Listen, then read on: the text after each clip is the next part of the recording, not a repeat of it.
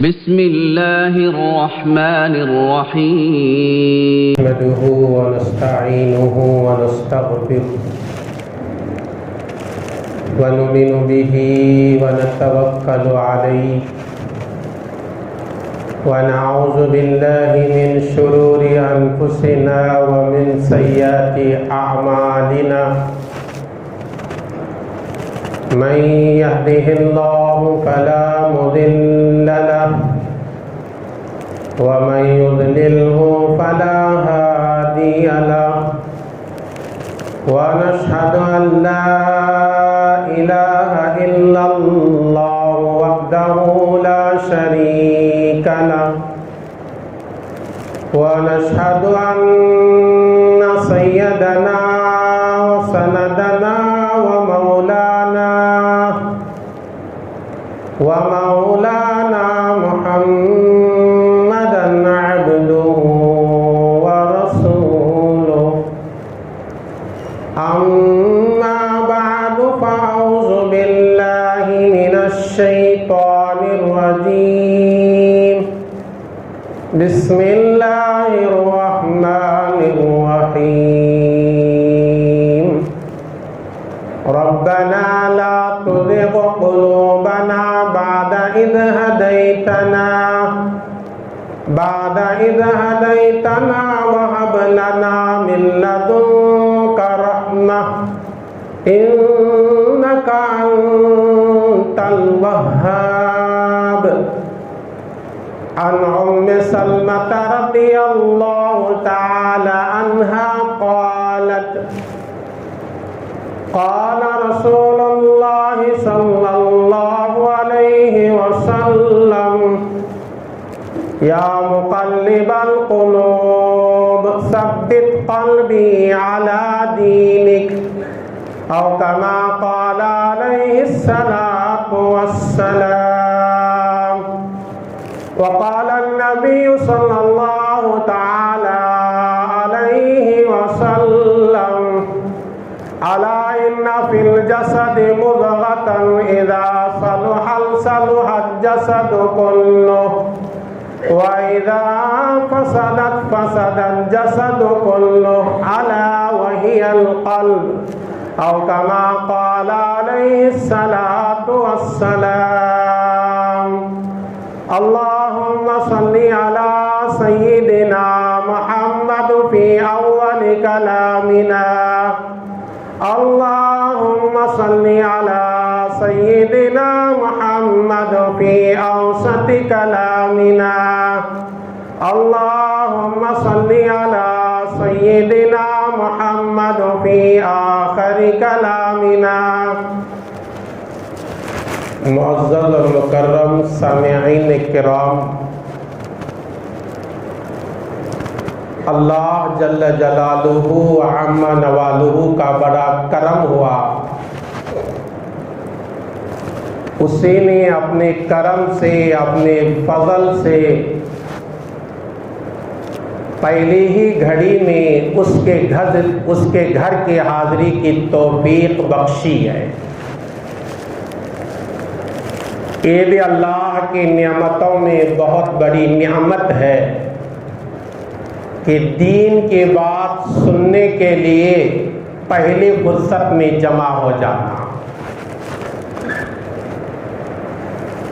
میرے دوستو،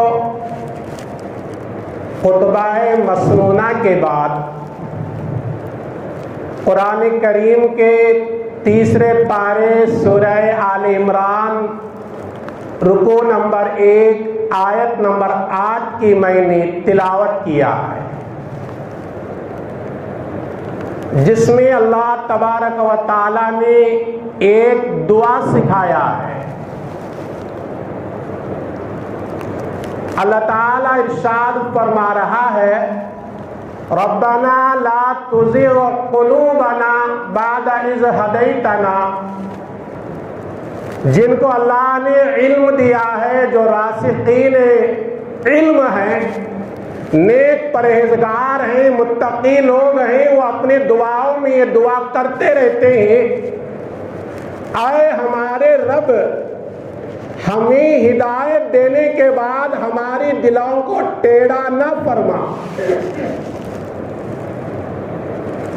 ہمیں ہدایت پر چلنے کے بعد ضلالت کے راستے پر نہ ڈال۔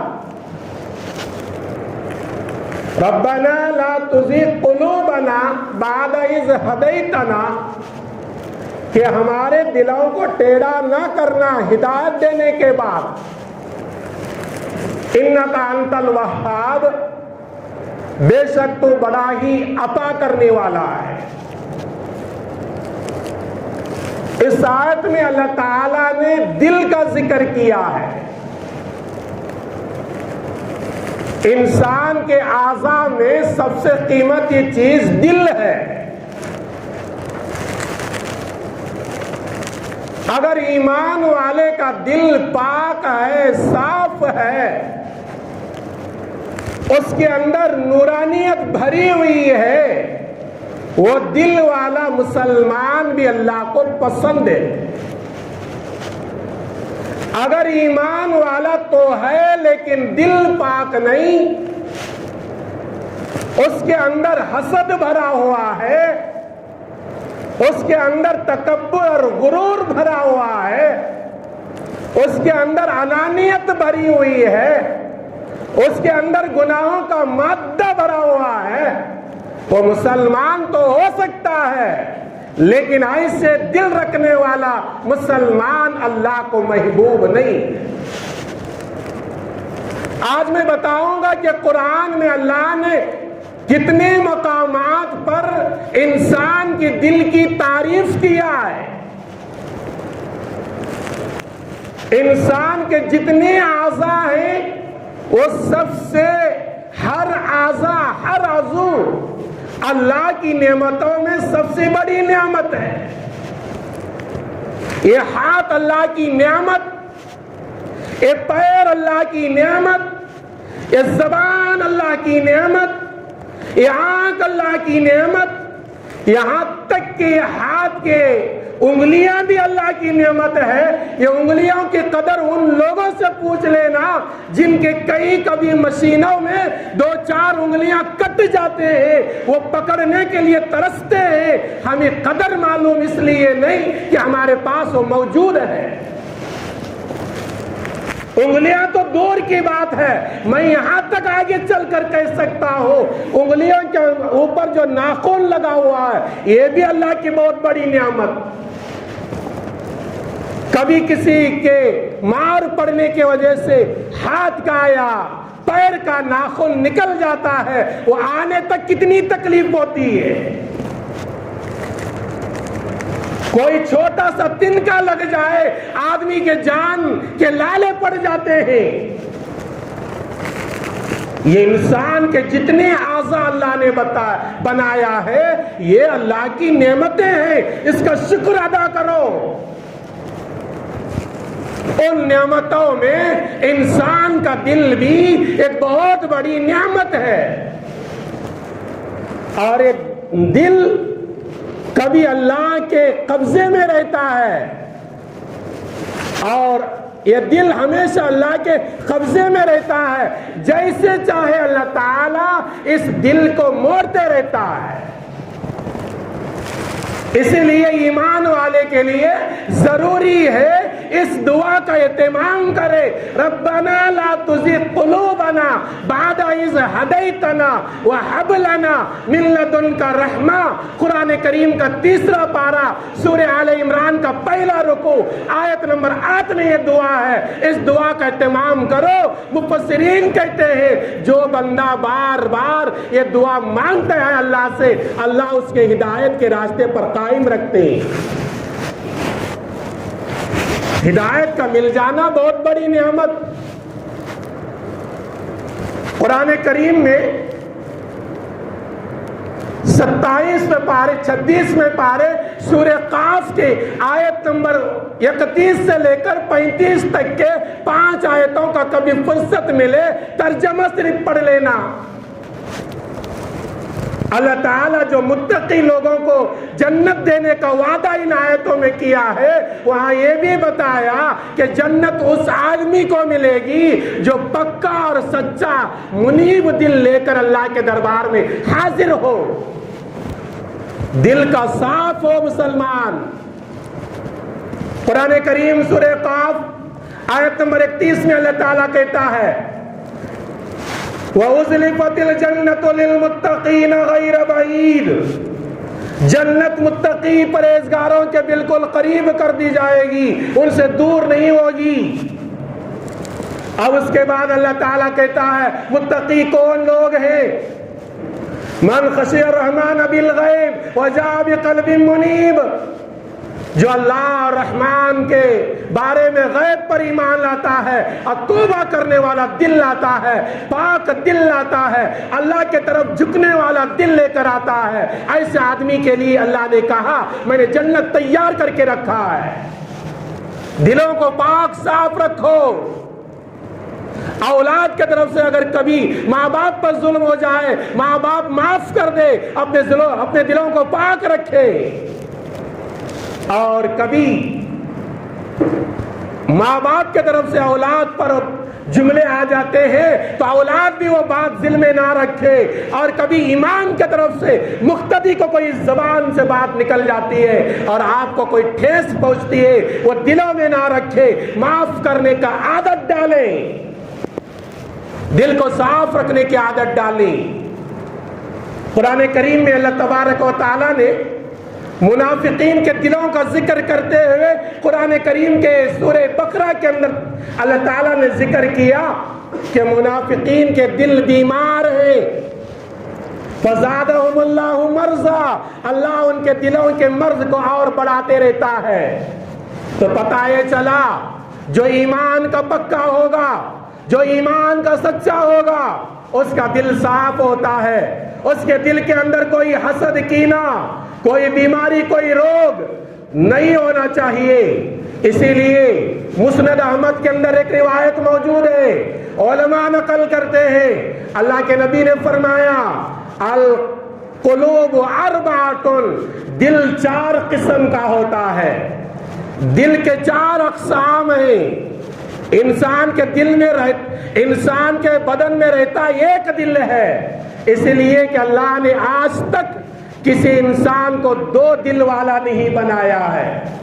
اگر کوئی دعویٰ کرتا ہے میرے پاس 2 دل ہے، وہ جھوٹا ہے، کیوں؟ قرآن کریم میں سورہ احزاب کے پہلے رکوع آیت نمبر 4 میں رب کائنات فرماتا ہے ما جعل اللہ لرجل قلبین فی جوفی، اللہ نے ایک انسان کے بدن میں 2 دل کبھی نہیں بنایا ہے۔ عرب کے لوگوں کے اندر ایک خیال تھا جس کا دماغ چالاک ہو، جس کا دماغ تیز ہو، عرب والے لوگ کہتے تھے اس کے بدن میں 2 دل ہے اس لیے چالاک ہے۔ اللہ نے ان کے بات کی تردید کر دیا اور کہہ دیا دیکھو میں دلوں کو بنانے والا، میں نظام کو چلانے والا، میں زندگی موت دینے والا۔ اللہ نے کہا کہ میں کسی انسان کو 2 دل والا نہیں بنایا۔ ہاں یہ ہو سکتا ہے آدمی کا دل بائیں طرف رہتا ہے، اور کبھی کبھی لاکھوں کروڑوں آدمیوں میں ایک آدمی کا دل دائیں طرف بھی رہ سکتا ہے، اس کی ہمیں کوئی شک و شبہ کرنے کی گنجائش نہیں ہے۔ اس لیے کہ آج ڈاکٹروں کا ترقی یافتہ زمانہ ہے، ایسے لوگوں کی رپورٹ مل رہے ہیں جن کے دل بائیں طرف رہنے کے بجائے دائیں طرف ہے، سیدھے طرف ہے۔ یہ ہو سکتا ہے، اس کو ہم تسلیم کر سکتے ہیں، لیکن کسی کے بدن میں 2 دل ہو یہ ہم تسلیم نہیں کر سکتے، اس لیے کہ قرآن نے ہمیں صاف بتا دیا یہ ایک انسان کے جسم میں ایک ہی دل ہوگا، ہمیں قبول کرنا پڑے گا، ہمارا ایمان بھی اسی پر ہے۔ حضور اکرم صلی اللہ علیہ وسلم نے فرمایا کہ دل کے 4 قسمیں ہیں۔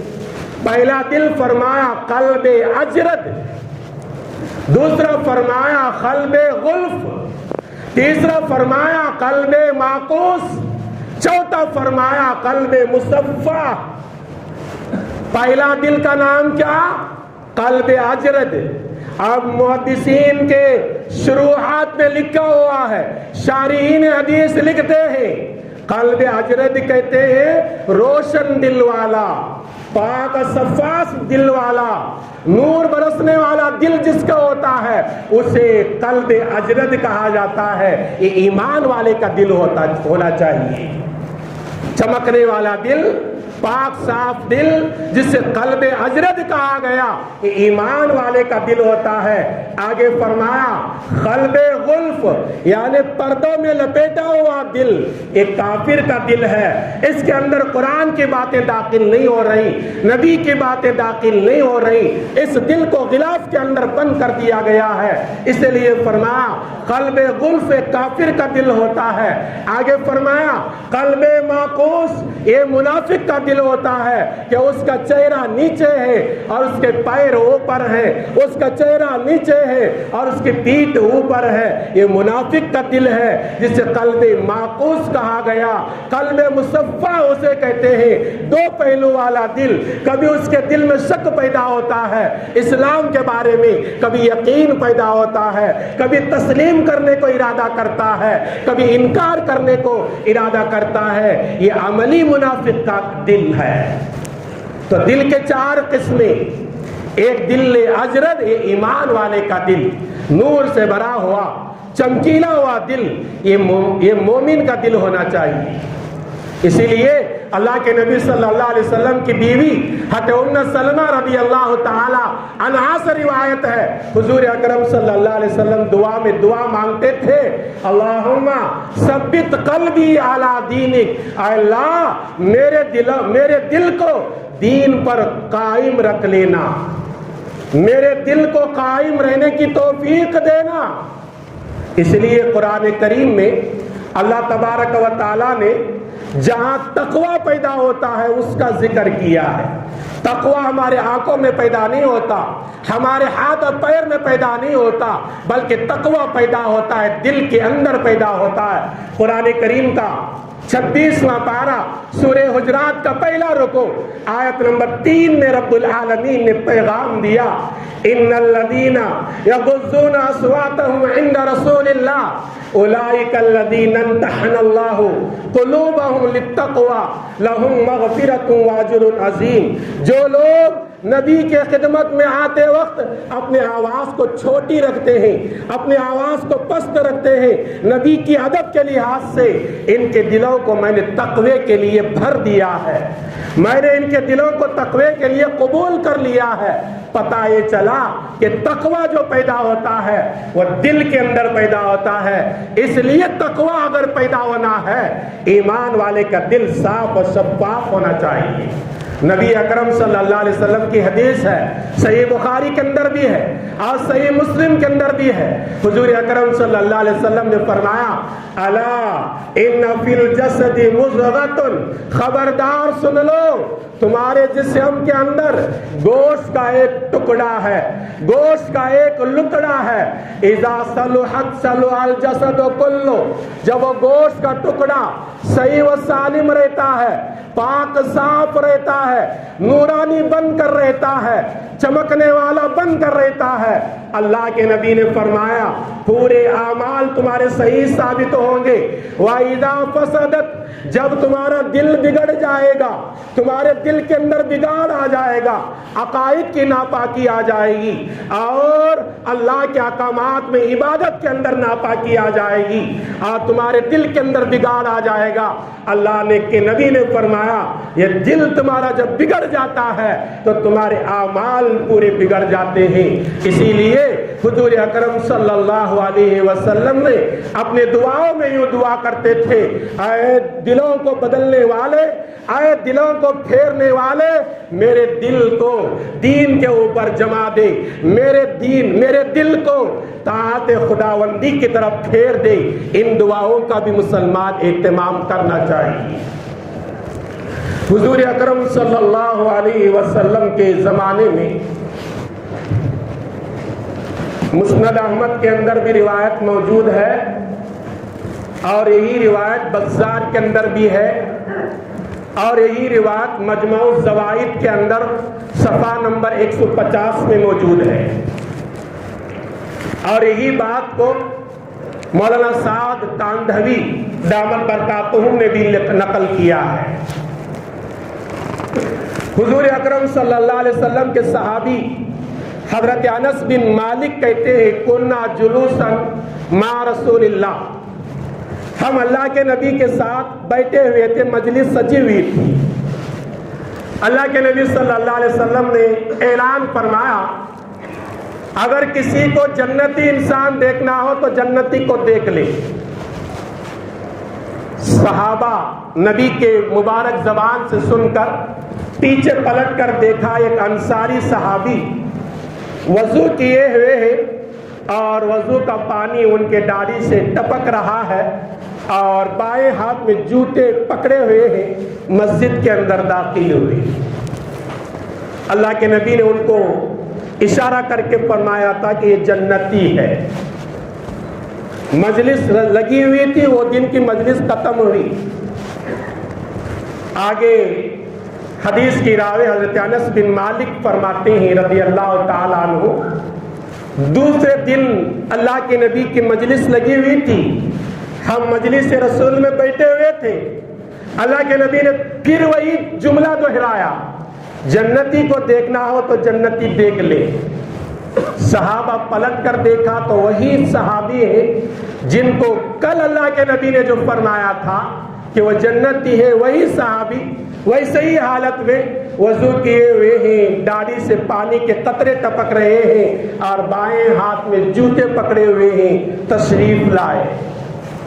مجلس ختم ہوئی، تیسرا دن آیا، حضور اکرم صلی اللہ علیہ وسلم نے ارشاد فرمایا میرے صحابہ اگر جنتی کو دیکھنا ہو تو جنتی آ رہا ہے، دیکھ لینا۔ صحابہ نے تیسرے دن بھی دیکھا تو وہی انصاری صحابی ہیں۔ مجلس ختم ہو گئی تو وہ مجلس میں بیٹھنے والے ایک صحابی عبداللہ بن عمر، یہ بھی انصاری، انہوں نے سوچا کہ 3 دن بھی اللہ کے نبی نے وہ صحابی انصاری صحابی کے لیے جنتی ہونے کا اعلان کیا، میں ان کے گھر میں پہنچنا چاہیے اور ان کے کیا عمل ہے وہ عمل دیکھنا چاہیے، وہ اعمال میں بھی کرنا چاہیے کہ میں بھی جنت کے بشارت کا مستحق بن جاؤں۔ انصاری صحابی عبداللہ بن عمر وہ انصاری صحابی کے گھر گئے، جا کر کہنے لگے مجھے آپ اپنے گھر میں 3 دن کا مہمان رکھ لو کہ میں آپ کے گھر میں 3 دن مہمان بننا چاہتا ہوں۔ وہ انصاری صحابی قبول کر لیے، ٹھیک ہے رہو۔ تو یہ عبداللہ بن عمر رضی اللہ تعالی عنہ جو ان کا عمل دیکھنے کے لیے گئے تھے، صبح سے شام تک ان کے ساتھ میں رہتے اور رات میں بھی ان کے ساتھ میں رہ کر زندگی گزاری۔ جب 3 دن گزرے تو کوئی خاص عمل نہیں دکھائی دیا، وہی 5 نمازیں سنت نوافل جو یہ پڑھتے تھے وہ بھی پڑھتے ہیں، اور وہی جو رات میں اٹھ کر تہجد پڑھنا ہے یا ذکر خداوندی میں لگنا ہے جو یہ کرتے ہیں وہ بھی کرتے ہیں، کوئی خاص عمل دکھائی نہیں دیا۔ جب 3 دن ہوئے تو واپس ہونے سے پہلے پوچھ لیا انصاری صحابی سے جن کے بارے میں آقا نے فرمایا تھا وہ جنتی ہے، 3 دن اعلان فرمایا تھا، وہ صحابی کو عبداللہ بن عمر کہتے ہیں اے اللہ کے بندے میں 3 دن تمہارے گھر میں مہمان اس لیے بن کر رہا کہ 3 دن بھی میں نے نبی کے زبان سے تمہارے بارے میں جنتی ہونے کا اعلان سن چکا ہوں، میں دیکھنے کے لیے آیا تھا تم کون سا خاص عمل کرتے ہو، لیکن 3 دن میں کوئی خاص عمل تو مجھے دکھائی نہیں دیا، اب میں اپنے گھر کو واپس لوٹتا ہوں، مجھے اجازت دو۔ تو انصاری صحابی کہنے لگے جو عمل تم نے دیکھا زندگی بھر یہی اعمال میں کرتا ہوں، کوئی خاص عمل نہیں کرتا۔ یہ صحابی جب اپنے گھر کو واپس ہونے لگے تو دوبارہ ان کو بلایا، وہ انصاری صحابی جن کے بارے میں نبی نے فرمایا تھا یہ جنتی ہے، وہ انصاری صحابی کہنے لگے ہو سکتا ہے میرے اس عمل کی وجہ سے اللہ کے نبی نے مجھے جنتی قرار دیا ہو۔ وہ عمل یہ اللہ نے کسی انسان کو کوئی نعمتیں دیا ہے، وہ نعمتوں کو دیکھ کر میں حسد نہیں کرتا، میرا دل پاک و صاف ہے، میرے دل کے اندر نہ حسد ہے، نہ کینہ ہے، نہ دشمنی ہے، نہ بغض ہے۔ ہو سکتا ہے کہ میرے اس عمل کی وجہ سے میرے نبی نے مجھے دنیا میں جنتی ہونے کی خوشخبری دی ہوگی۔ عبداللہ بن عمر کہتے ہیں میں نے یہی ان کو بتایا کہ ہو سکتا ہے یہ تمہارا دل پاک اور صاف ہونے کی وجہ سے اللہ کے نبی نے تمہیں 3 دن بھی جنتی ہونے کی خوشخبری دے دیا۔ میرے دوستو، اپنے دلوں کو صاف رکھنے کی عادت ڈالو، اپنے دلوں کے اندر حسد، کینہ، بغض، دشمنیاں اس کو اندر آنے نہ دو۔ اللہ کے نبی صلی اللہ علیہ وسلم کی ایک حدیث ہے، نبی نے فرمایا جب 4 علامتیں ظاہر ہو جائے سمجھ لو تمہارا دل سخت ہو گیا ہے۔ دل انسان کا سخت نہیں ہونا چاہیے۔ میرے نبی کے دل کے بارے میں قرآن کہتا ہے، قرآن کریم سورہ آل عمران آیت نمبر 150 پر 9 میں اللہ تبارک و تعالیٰ میرے نبی کے دل کی تعریف کرتا ہے، لو کنت فظا غلیظ القلب لانفضوا من حولک۔ اے میرے نبی، اگر آپ کا دل سخت ہوتا صحابہ آپ کے قریب نہیں آتے، ایمان قبول نہیں کرتے، مکے والے آپ کے قریب نہ آتے، مدینے والے آپ کے قریب نہ آتے، دشمن دوست نہ بنتا۔ آپ کا دل بالکل نرم ہے، اس لیے لوگ آپ کے قریب ہوتے جا رہے ہیں۔ اپنے دلوں کو نرم بنانے کی کوشش کرو، اپنے دلوں کو پاک رکھنے کی کوشش کرو۔ میرے نبی نے فرمایا، بزار کی روایت ہے، جب 4 علامتیں ظاہر ہو جائے سمجھ لو کہ تمہارا دل سخت ہو گیا۔ پہلی چیز فرمایا جمود العین، آنکھ کا خشک ہو جانا۔ اللہ کے دربار میں کبھی رونا آتا نہیں، جہنم کا تذکرہ سنے پڑے رونا نہیں آ رہا۔ فرمایا کہ دل کے سخت ہونے کی علامت ہے۔ آگے فرمایا تمہارے دل میں کسی بیوہ، یتیم، پریشان حال آدمی کو دیکھ کر رحم نہیں آیا، رحم کا مادہ ختم ہو گیا، تو فرمایا یہ بھی تمہارے دل کے سخت ہونے کی علامت ہے۔ آگے فرمایا کہ تمہارے امیدیں کا لمبا ہونا، لمبی لمبی امیدیں، یہ لمبی لمبی امیدیں فرمایا انسان کے دل کو سخت کر دیتے ہیں۔ نمبر 4 اللہ کے نبی نے فرمایا الحرص علی الدنیا، دنیا کے حریص بن جانا، دنیا جتنی بھی ملے کم ہے، اور مل جائے اور مل جائے۔ فرمایا دنیا کی حرص کو پیدا کرنا یہ بھی نشانی ہے آدمی کے دل کو سخت ہونے کی۔ ابو بکر صدیق رضی اللہ تعالیٰ عنہ کا قول سنیں، حدیث نہیں قول ہے ابو بکر صدیق رضی اللہ تعالیٰ عنہ کا۔ وہ فرماتے ہیں جس مسلمان کو قرآن و حدیث کی نصیحت اثر نہ کرے سمجھ لو اس کا دل سخت ہے۔ حضرت عثمان غنی کا قول سنو، عثمان غنی رضی اللہ تعالیٰ عنہ کہتے ہیں جس مسلمان کے دل میں ہمیشہ دنیا کا غم ہو سمجھ لو اس کا دل سخت ہے، اور جس مسلمان کے دل میں آخرت کا غم ہو سمجھ لو اس کا دل نرم ہو چکا ہے۔ امام شافعی رحمت اللہ علیہ کا قول ہے، فرماتے ہیں جو آدمی خواہ مخواہ کے باتوں سے بچتا ہے اس کا دل نرم ہوتا ہے، جو لایانی باتوں میں جڑ جاتا ہے، وہاں بیٹھا ان لوگوں کا تذکرہ ہو رہا، یہاں مجلس میں بیٹھا لایانی باتیں کر رہا ہے، بیکار کے باتیں کر رہا ہے۔ امام شافعی کا قول ہے رحمت اللہ علیہ جو لایانی باتیں کرتا ہے، بیکار کے باتوں میں لگے جاتا ہے، اس کا دل بھی سخت ہو جاتا ہے۔ حسن بصری رحمت اللہ علیہ کے 5 اقوال کو سنا کر اپنی بات کو ختم کر دیتا ہوں۔ حسن بصری رحمت اللہ علیہ یہ تابعی ہیں، پاکستان کے بہت بڑے مفکر ملت اور بہت بڑے مفتی تقی عثمانی دامت برکاتہم نے اپنے خطبات میں لکھا، حسن بصری رحمت اللہ علیہ کی سیرت کو لکھتے ہوئے فرمایا کہ حسن بصری رحمت اللہ علیہ 120 صحابہ کی زیارت کیے، 120 صحابہ سے انہوں نے علم حاصل کیا۔ وہ حسن بصری رحمت اللہ علیہ فرماتے ہیں لوگوں 5 چیزوں سے بچو، اس سے آدمی کا دل مردہ ہو جاتا ہے۔ پہلی چیز فرمایا توبے کے امید پر گناہ کرنا، آج میں گناہ کر لوں گا کل توبہ کر لوں گا۔ توبے کے امید پر گناہ کرنے سے آدمی کا دل سخت ہو جاتا ہے۔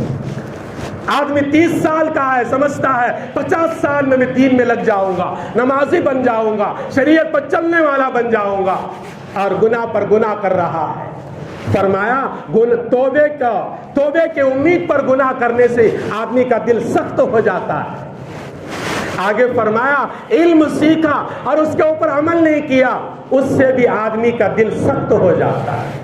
اب علم سیکھنے کی بات آئی تو عوام اعتراض کرتی ہے تو علماء، حفاظ اور جو دین کی خدمت کرنے والے ان لوگوں کے لیے ہوگا۔ نہیں، تمہیں معلوم ہے نماز فرض ہے، تمہیں معلوم ہے روزہ فرض ہے، تمہیں معلوم ہے سود حرام ہے، تمہیں معلوم ہے رشوت حرام ہے، اس سے بچنا یہ تمہارے لیے علم ہے، تم اس کے معلومات حاصل ہو جانا یہ علم آنے کے باوجود آپ نے عمل نہیں کیا تو فرمایا کہ آدمی کا دل سخت ہو جاتا ہے۔ اور تیسرا فرمایا کہ آدمی قبرستان میں مردے دفن کرتا ہے اور اس سے عبرت حاصل نہیں کرتا۔ ہم میں سے کتنے لوگ ایسے ہیں جو ان ہاتھوں سے اپنی ماں کو کبھی دفن کیا، کبھی اپنے باپ کو دفن کیا، کبھی اپنے بھائی کو دفن کیا، کبھی اپنے اولاد کو دفن کیا۔ کبھی ہم نے عبرت حاصل کیا؟ کبھی ہم نے سوچا کہ قبرستان میں مجھے بھی آنا ہے، مجھے بھی اسی طرح چار لوگوں کے کاندھوں میں آنا ہے؟ نہیں سوچا۔ حسن بصری رحمت اللہ علیہ کا قول ہے، جو آدمی قبرستان کو جاتا ہے، مردوں کو دفناتا ہے، مردوں کو نہلاتا ہے، کفن پہناتا ہے، سب کچھ شریک ہوتا ہے، لیکن اسے عبرت حاصل نہیں کرتا تو آدمی کا دل سخت ہو جاتا ہے۔ اس لیے میرے دوستو اور بھی اقوال ہیں، انشاءاللہ زندگی دیا تو آئندہ جمعہ سنانے کی کوشش کروں گا۔ پروردگار عالم سے دعا ہے اللہ رب العالمین مجھے بھی میرے ہر بھائی کو بھی ان باتوں پر عمل کی توفیق عطا فرمائے۔ آمین۔ السلام علیکم ورحمۃ اللہ وبرکاتہ۔